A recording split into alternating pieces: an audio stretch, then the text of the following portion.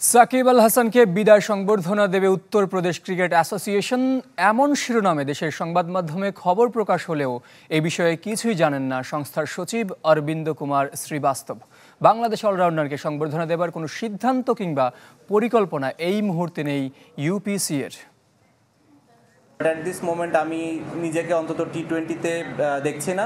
আর south Africa যেহেতু test series, আমার ইচ্ছা আছে যে লাস্ট সিরিজ হয়।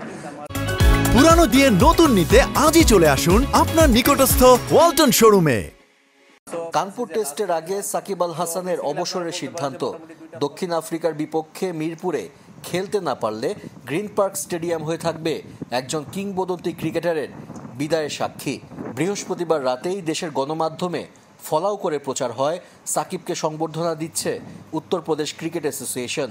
তবে সংস্থার সচিব নিজেই জানে না এমন কোনো তথ্য।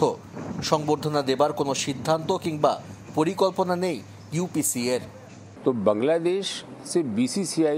বাংলাদেশের সাথে বিসিসিআই এর কোনো কথা হয়েছে কিনা আমার জানা নেই, তবে খোঁজ নিয়ে দেখব। मुझे भी ठीक से इसके बारे में मालूम नहीं। সাকিব আল হাসানের মতো বিশ্ব তারকার অবসরকে স্বাভাবিকভাবে নিচ্ছে উত্তরপ্রদেশ ক্রিকেট অ্যাসোসিয়েশন। যদি বিসিসিআই থেকে কোনো নির্দেশনা আসে তাহলে সর্বোচ্চ একটি স্মারক তুলে দেয়া হতে পারে বাংলার নবাবের হাতে, সেটা কানপুর টেস্ট শেষে। नॉर्मली तो जब टेस्ट ख़त्म होता है उसी वक्त प्राइज डिस्ट्रीब्यूशन और विनिंग टीम को ट्रॉफी वगैरह दिया जाता है। मैं समझता हूँ that is the most appropriate time. দেশের মাটিতে দক্ষিণ আফ্রিকার বিপক্ষে সাকিবের টেস্ট খেলা নিয়ে শঙ্কা থাকলেও কানপুরে বিসিবিরও কোনো আনুষ্ঠানিকতার পরিকল্পনা নেই।